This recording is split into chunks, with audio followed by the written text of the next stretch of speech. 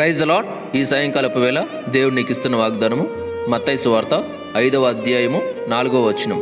దుఃఖపడివారు ధన్యులు, వారు ఓదార్చబడుదురు.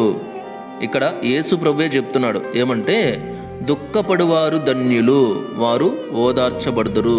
అంటే నువ్వు ఏ పరిస్థితులను బట్టి దుఃఖిస్తున్నావో, ఏ కష్టంలో ఉన్నావో, ఏ బాధలో ఉన్నావో, ఏ స్థితిని బట్టి కృంగిపోతున్నావో, నలిగిపోతున్నావో, నువ్వేం భయపడాల్సిన పని లేదు. నువ్వు ధన్యుడవు, ధన్యురాలవు.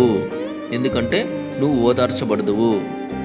ఇప్పుడు దుఃఖపడేవారందరూ ధన్యులు, బాధపడేవారందరూ ధన్యులు అంటే అందరూ ధన్యులే, దేవుడు చెప్పారు. అట్లని చెప్పేసి యేసుప్రభు దగ్గరికి రాకపోతే ధన్యులు అంటే, యేసుప్రభు దగ్గరికి రాకపోతే ఎలా ఓదార్చబడతారు? లోకంలో నువ్వు ఎంతసేపు తిరిగినా, లోకంలో నువ్వు ఎలా ఉన్నా కూడా, నువ్వు ఏ స్థితిలో ఉన్నా కూడా నిన్నెవరు పట్టించుకోరు.